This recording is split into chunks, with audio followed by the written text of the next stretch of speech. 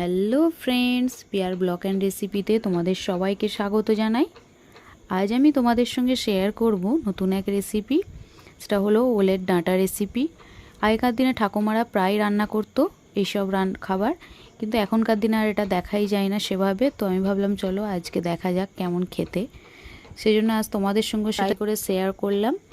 দেখো, ওলের ডাঁটার এই রেসিপি তৈরির জন্য আমি প্রথমে ওল গাছের থেকে দেখো ওলগুলো এইভাবে কেটে নিচ্ছি। এটাকে আমাদের এখানে ওলা বলে, তোমরা কী নামে পরিচিত এটা একটু কমেন্টে জানাবে। তো এরপর পরিষ্কার করে ধুয়ে নিয়ে কুচো কুচো করে কেটে নিচ্ছি।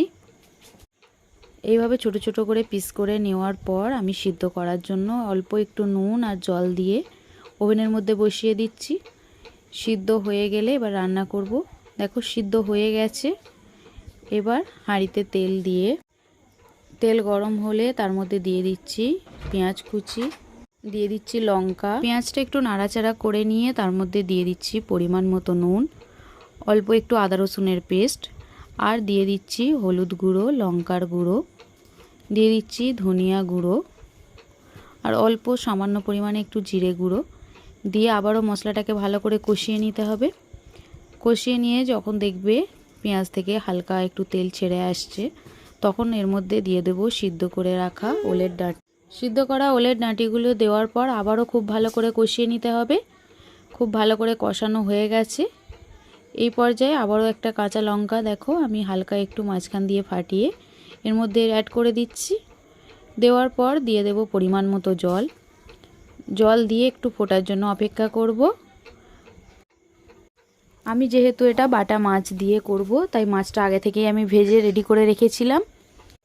যখন ফুটতে শুরু হবে তখন এর মধ্যে ভেজে রাখা মাছ আমি একে একে বিছিয়ে দিচ্ছি। দিয়ে আবারও একটু মাছটা দেওয়ার পর আবারও একটু ঢাকা দিয়ে অপেক্ষা করব।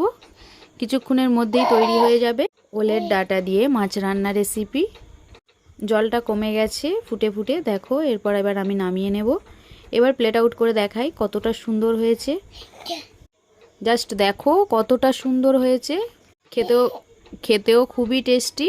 তো বন্ধুরা, তাই আমি তোমাদের সঙ্গে শেয়ার করলাম। তোমরাও পারলে একবার হলো ট্রাই করো, খেতে খুবই ভালো লাগে। আর যদি ভালো লাগে তো আমার চ্যানেলটিকে সাবস্ক্রাইব করো, লাইক করো, শেয়ার করো। বাই, সকলে ভালো থেকো।